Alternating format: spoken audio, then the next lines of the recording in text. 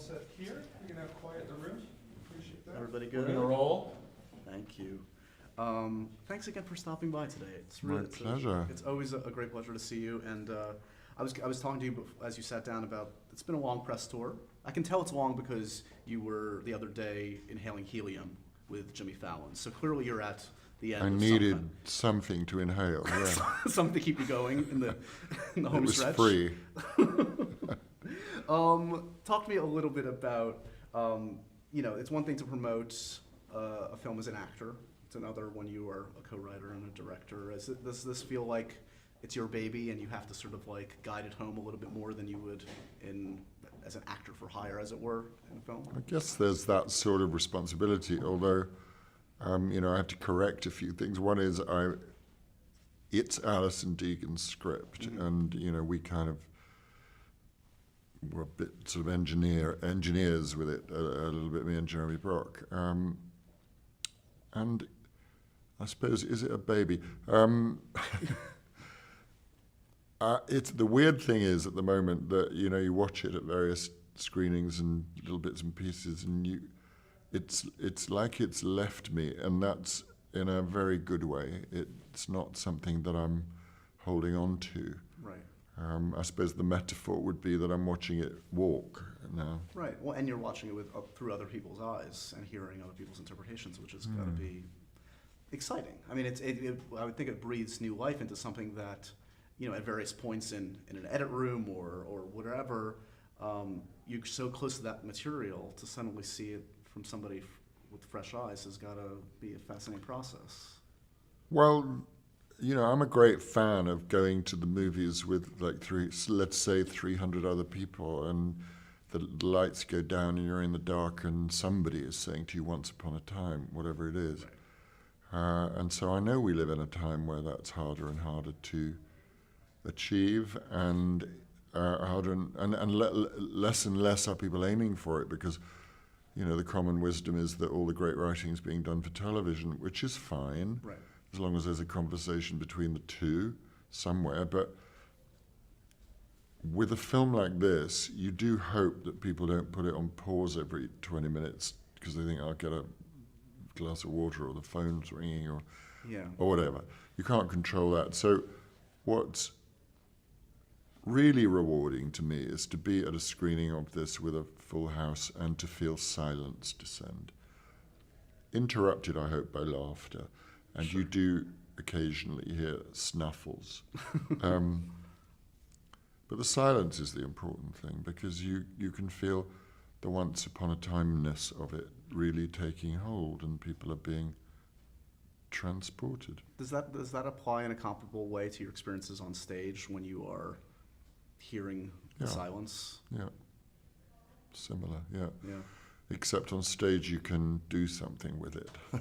How so?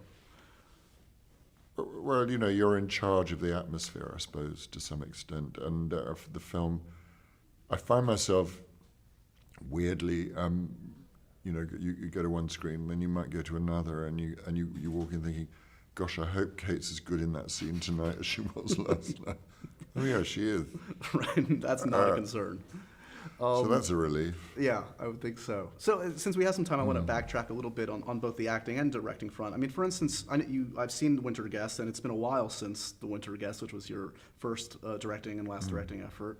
The double-edged sword of being on something as great as Potter was, I think, sounded like the biggest obstacle to getting the time that you required to helm a film again.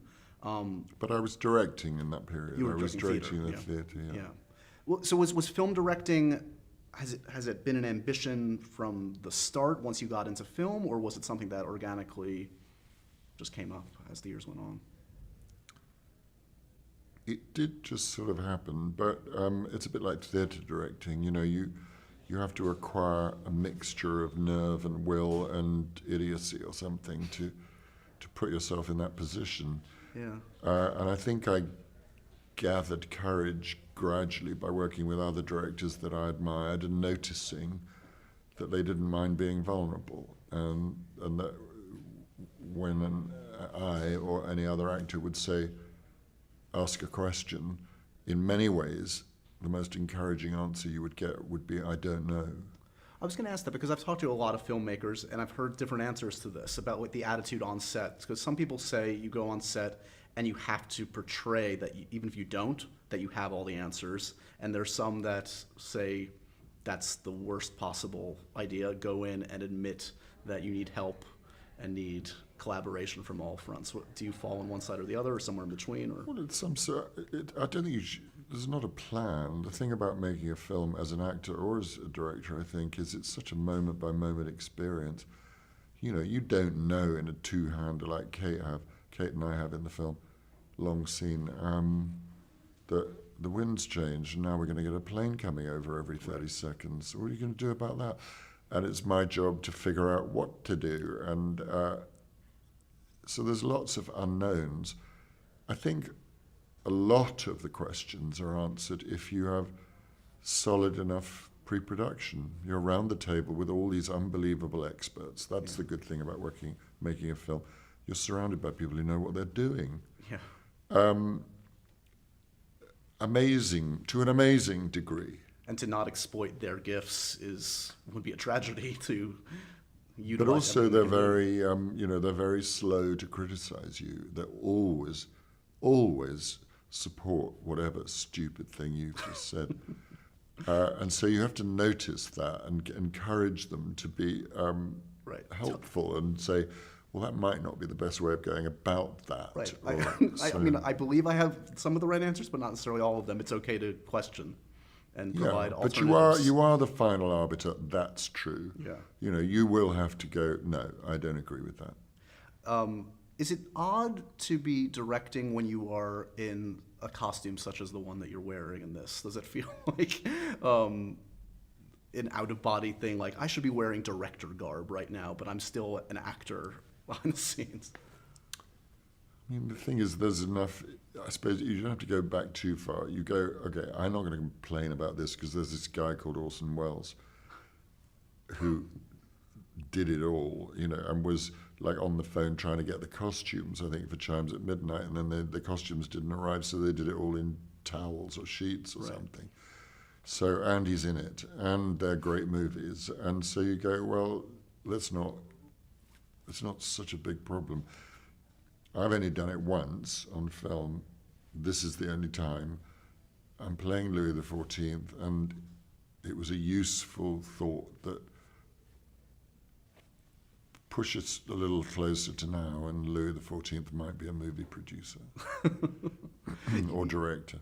One of the wiser decisions for any director, if they have the opportunity, is probably to hire Kate Winslet if they have the chance, because she is virtually. Yes, I can advise people in that direction. Right. Was that something from the very start of the development of this that seemed? At the start of the development, or when I was first reading it, and when I wasn't free to direct anything, she would have been way too young. So in a way, it happened the way it was meant to, because I can't imagine anybody else playing it, and it had to wait until she was of a certain age to be. She's playing somebody who couldn't possibly have existed. Sure. We have to make you believe that she could have, in the middle of stuff that really did happen. This is the movies. Here's a piece of fantasy shafted into reality. Kate has those qualities. She'll make you believe that this was, in fact, people do come out saying, she really existed? Why don't I know about her? Right. She does the homework. She's got the gravitas. She doesn't mind, and the humor. She opens her mouth and you believe it.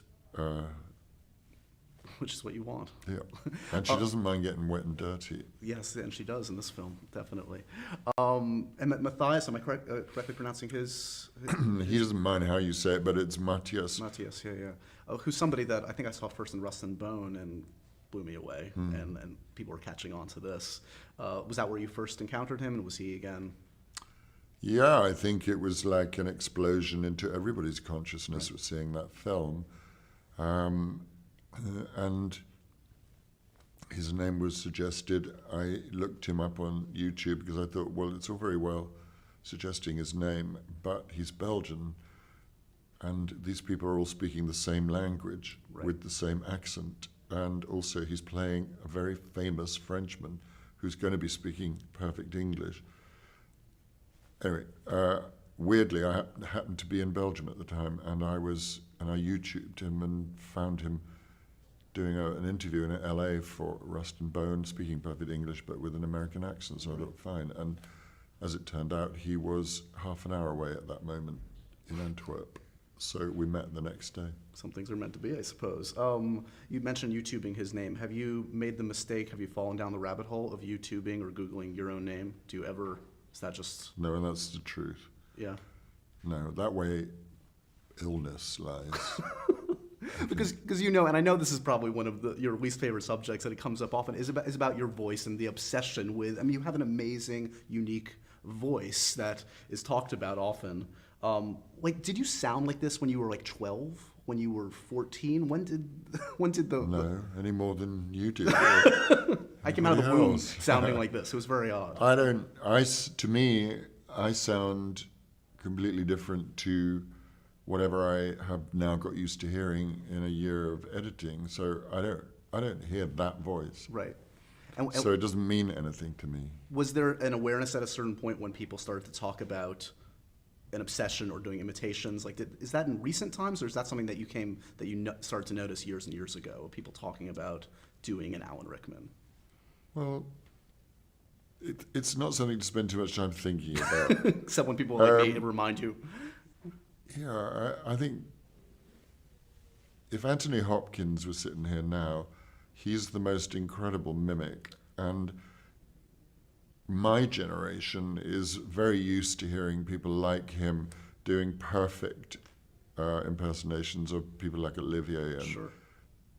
Ralph Richardson and John Gielgud. I hope these names mean something to They the do to people me. watching Okay. this program.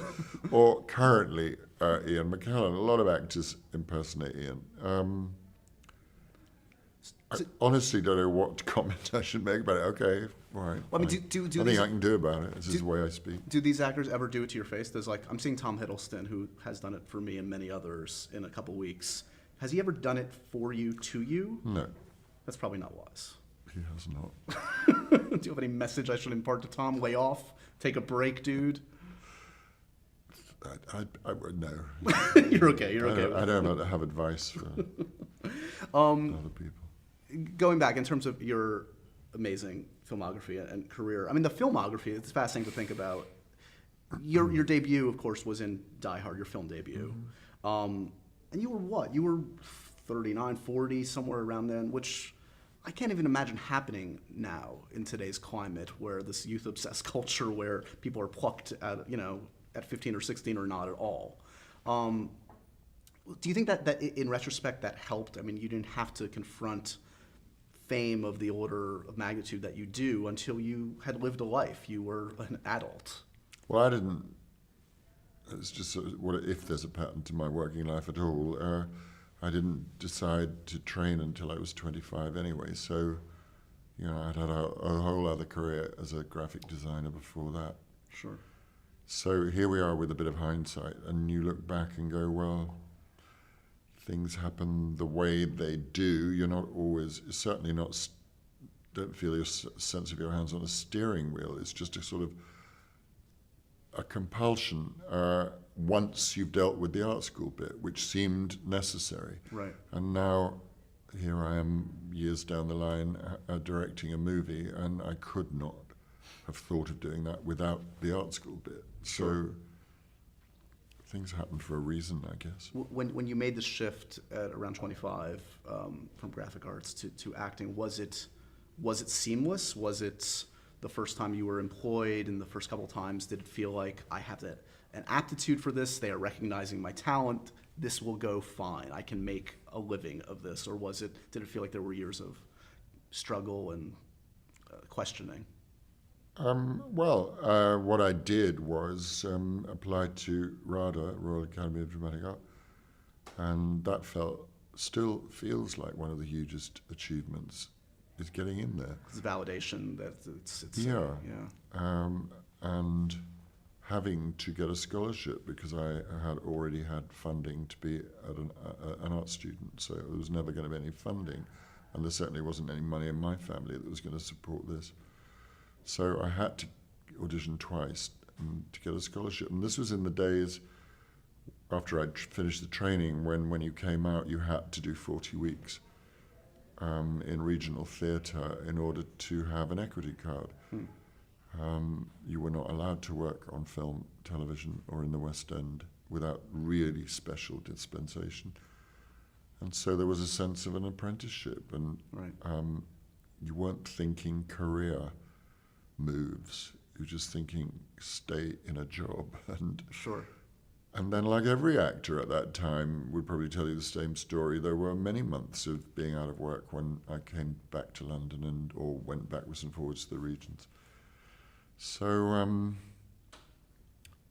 there's a lot of muscle memory of work, out of work. Yeah, and I would think that I would think it also that must help give you some perspective when, you know, here you sit today and you're recognized constantly and validated constantly, and people, you know, and rightfully so, commend you on this amazing body of work, and knowing you're the same person you were then. I mean, give or take, obviously many different experiences, but perception of you is so different. It's just a fascinating thing to think about, that you know, you could have stayed with a different career track and this kind of.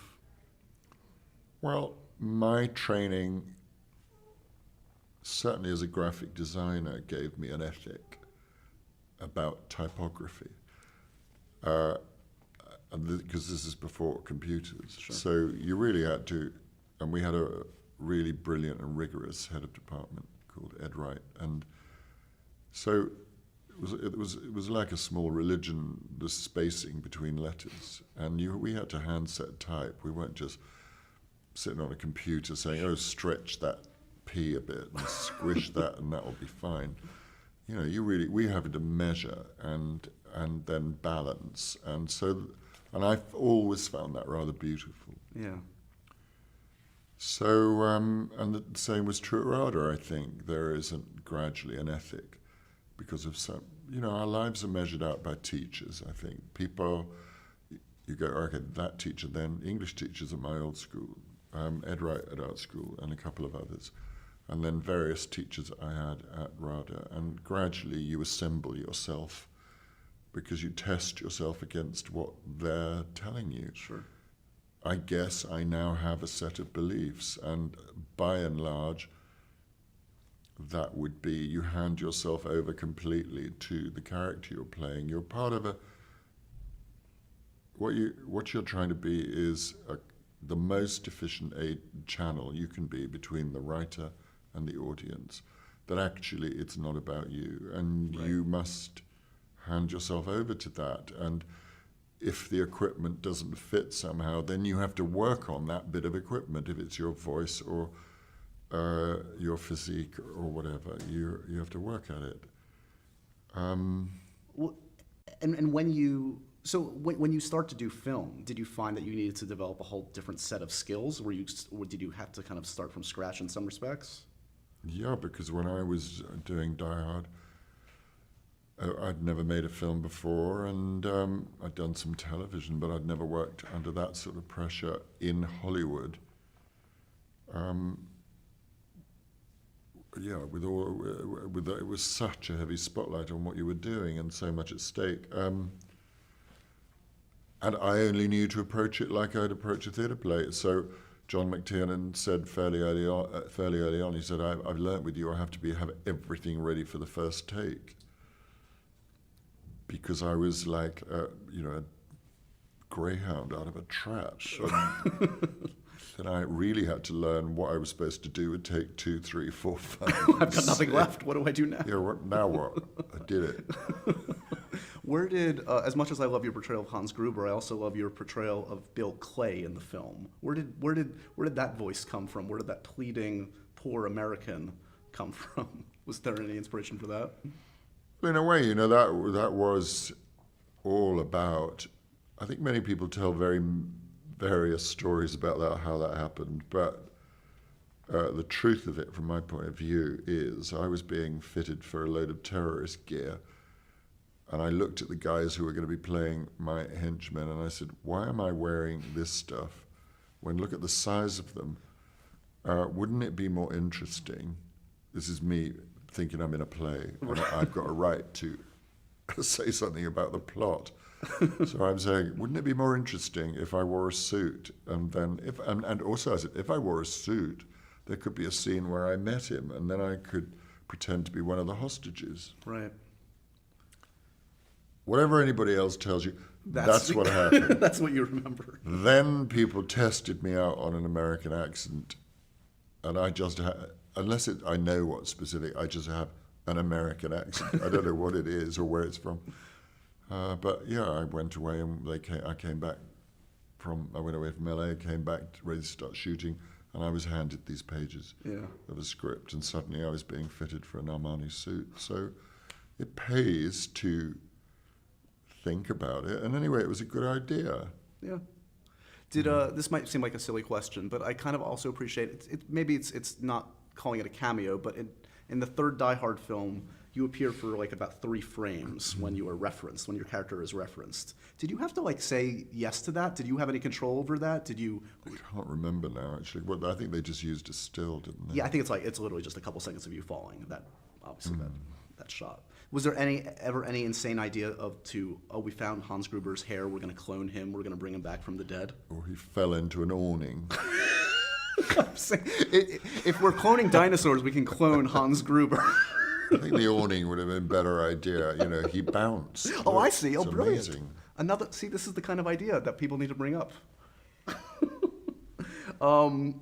It's Robin Hood obviously made an impact and continues to make an impact for my generation and generations since that have watched it.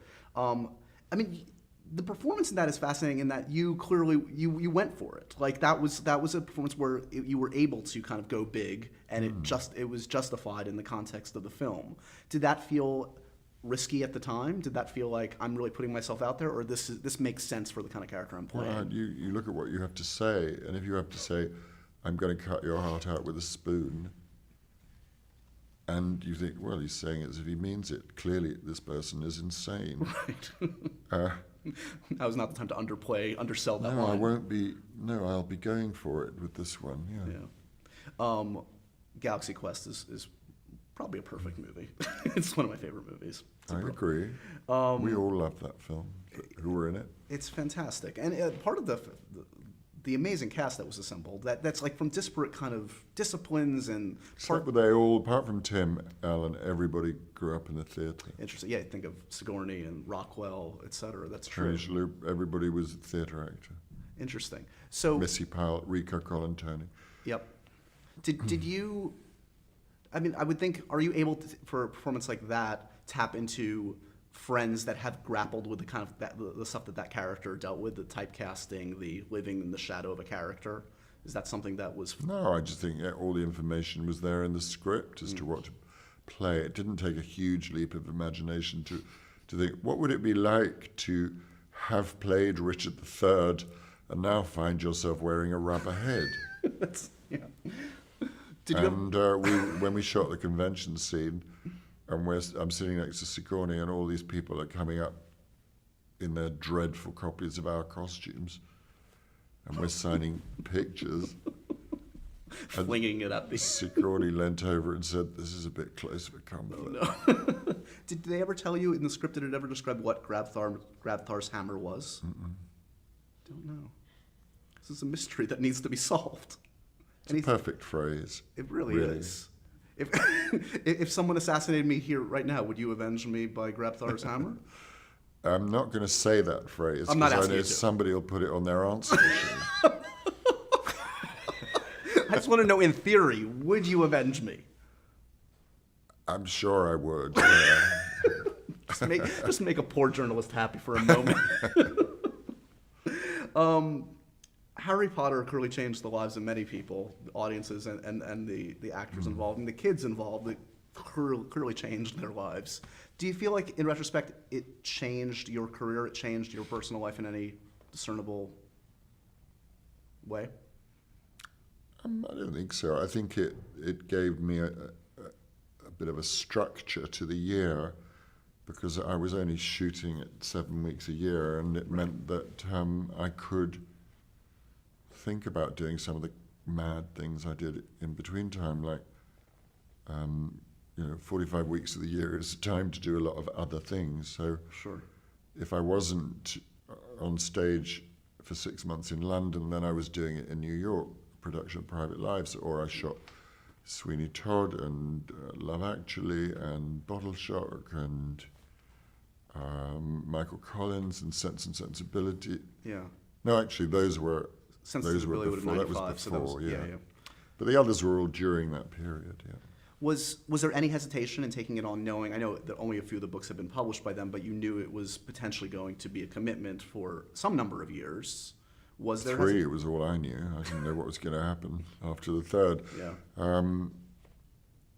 Not really, no. I just thought it's a great character, and fascinated to see where this story goes. And it's also going to be done, because of Joe Rolling's insistence, by an entirely British cast, and you kind of felt you owed it to the British film industry. And the only thing was, you thought, how come Britain isn't paying for this? Why isn't Britain getting the profits? It could have funded many a What's country. going on here? Did you worked with several amazing filmmakers throughout that process? That was part of the beauty of it, is that some came and go and had different takes. Did you find that you gelled in particular, not to diminish any of the others, but with any of them in particular, that you felt like it gelled with your style, your sensibilities? Well, 2 of them I'd worked with before. Mike Newell and I had done a film called Awfully Big Adventure, and Alfonso Cuarón and I had done, there was a series done for Showtime of film noirs back in the mid-90s, and Tom Cruise directed one, and I think Tom Hanks directed one of them, and Alfonso directed one, which I did with Laura Dern and Diane Lane, and so I knew he was wonderful. Yeah. And that meant there was a shortcut, I suppose, to working with Alfonso and with Mike. Although I had a really good time with Chris Columbus, and a very differently good time with David Yates. So. I mean, it takes talk about an interesting set of skills, but to work on that scale and to still be able to create emotionally powerful stories that aren't just about spectacle. I mean, we're seeing a lot of spectacle nowadays in the multiplex. It's a great achievement when... Well, and also the thing is about, in the history of cinema, when we started, we were going off on location. By the time we finished, we were on a piece of old grass with this kind of green stuff all around us, and you never knew what was going to be put in. So that's how much CGI developed over that period. When you were walking the street and like 20 school children come or happen to be walking towards you, does that elicit fear or excitement? Or because there's going to be a lot of emotion if they recognize you, a lot of intensity of an experience for them. No, because I'm not wearing a black wig. Do you not get recognized by kids? Really? I mean, sometimes. Okay. Sometimes. But those are the ones who really look hard. But it's an outline, and if you're not presenting the outline, that was what Rafe and I always knew was the kind of refuge, because we both had very strong disguises. It's remarkable to see what's come of the kids in their adulthood, to see the kinds of careers they've crafted, and personally how cool they are all are. And Emma, for instance, I mean, it's become something. She's like a feminist icon. I mean, I think she really is. Is that something that surprises you, that excites you? I mean, you have a very unique vantage point on their evolution as Well, I think human it's a beings. relief as much as anything else, because Could have gone another way. well, you just you watch that situation, and as much as I was only doing it and the rest of us for 7 weeks, they were doing it 52 weeks. This was their life, from 12 to 22. And you would watch it from the sidelines at times and try to throw the odd lifeline in, because there was so little time for that.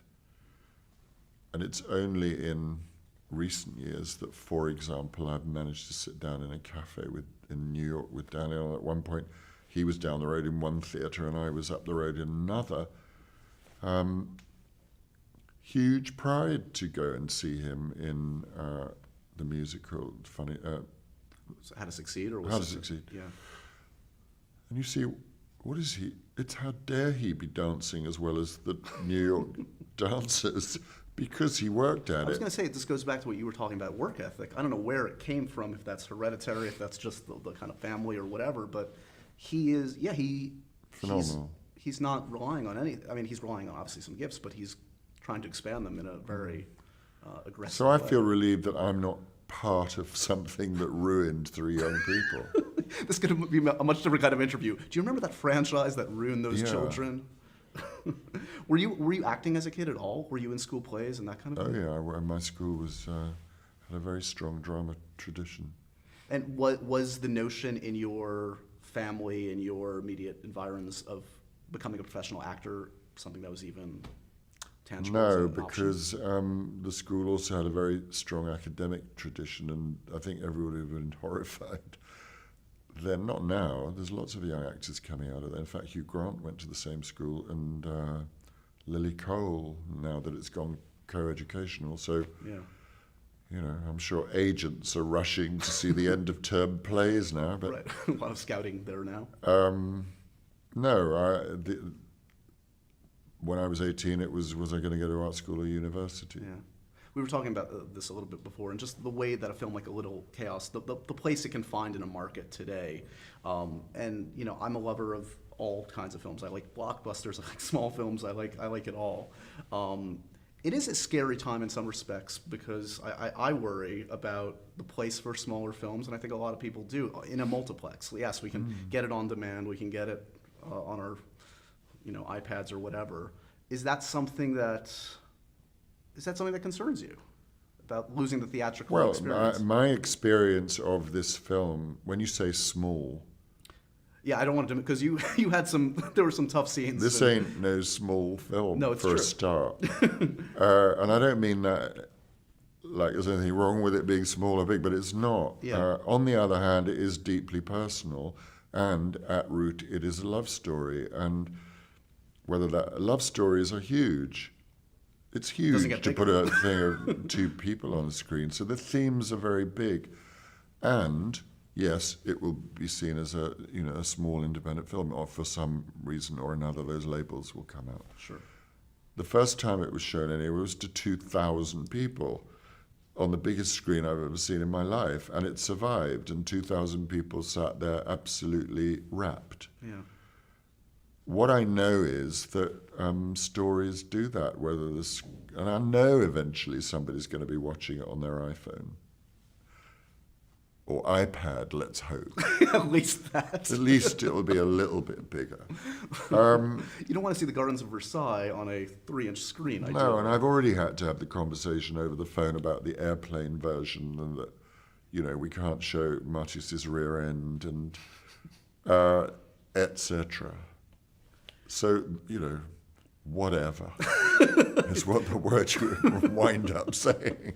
Because you think you at least now have the strength of knowing that whatever they do to muck about with it, something of it will determinedly remain funny and moving and will take you somewhere you didn't expect to go. So, and men are very moved by it. That's the other strange thing. There's a scene in it that's only women talking about stuff in a locked room, and I've now lost count a number of times men said, I found that scene terribly moving, out of guilt or what, I don't know. But anyway, I wouldn't legislate for whether this film is small or big, or for who's it for, or who ought to see it or who won't, or too many fences being put up. This is true. Everywhere. This is true. I mean, I'm curious, like, what your appetite is in terms of pop culture. Do you watch a lot of film? Do you go to the theater? Yeah, I go to the theatre a lot because that's like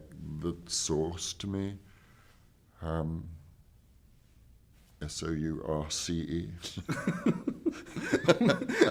And what are the? Can you count any recent experiences that reaffirmed? Yeah, your love? Fun Home I saw for the second time recently. I've worked with Sam, the director. He directed the last thing I did on stage. Yeah. Won a bunch of play Tonys the called other day, Seminar. right? Yeah. It's remarkable. And talk about big, small, whatever, I know that there will be people coming to see that show because it won the Best Musical Tony Award. I know that within 3 minutes they'll be going, this is about what? It's kind of a good thing, actually. And there may be the odd seat clanging up. But on the other hand, they may stay there, right. and they may be given an experience that they couldn't possibly have legislated for. And it's a beautiful piece of work by the writer, the director, the composer, and the actors. Or is another play imminent for you? Do you have something on the docket, whether in London or here? Or? Yeah, it's always like lurking because it's what I do. But it's organizing your life. And at the moment, plays you have to commit to a long time in advance. Right. Films ask you to be available tomorrow. And so I have a film coming out in September, I think, called Eye in the Sky, and about the use of drones right. against terrorists. And I've said I will do a film which is currently just waiting for its usual story, the last bit of funding. So in other words, I have to wait until we know whether that's happening or not. So I can't commit to a play until I know which way those bricks are being sure. put together. Is the criteria changed? Is it changing, or is it remained the same? Is it? You have the parts luxury. are older. What's that? The parts are older. That's annoying. How dare they recognize the passage of time? That's not cool. Are they as interesting? Do you find when you move into a different age bracket or whatever, and you start to see, I'm not the son, I'm the father, etc. Well, they ought to be. I think certainly it's easy for me to gripe if it were a gripe. Look at what it's like for women. Sure. In the film business, And unfortunately, it's like if you're Kate, great, because you'll get the top 5 pieces of material, but the hundreds of other great actresses that don't have that, whatever juice you want to call it, are stuck. Yeah, but I'm sure Kate's aware of the fact that when I worked with her first, she was 19. I'm sure she's very aware of the fact that she is not 19 now. Yeah. She looks better than ever. She's acting better than ever. And anyway, why aren't there stories about people in their 50s and 60s? I trust it won't be 15 or 16 or whatever, how many years since Winter Guest for another directing effort. At least that's not the intention. God knows where I'll be in 15 or 16 years. That's fingers crossed. You'll be fine. But is there something are you itching to get back behind the camera, if at all possible, relatively soon? You've got to wait for a story to grab you. Yeah. This one's just sort of leaving me. There hasn't been room. It's like you're fending off the grabbing. Right. So you have to be available emotionally to that, I think. I'm full of admiration for and wonder at directors who jump from one film to the next. I don't know how they do it. Yeah, it's crazy. Well, congratulations on this one. Honestly, it's a huge honor to always to sit with you and to really go down memory lane and to talk about this great new film. It's almost annoying that you're as fine a director as you are. I mean, can't you just acting's enough? Okay, come on, don't make the rest of us look bad. I rendered him speechless for the first time. Comment. It's good to see you. Congratulations. Thank you very much. Thank you. Thank you. All good, guys? Thank you again.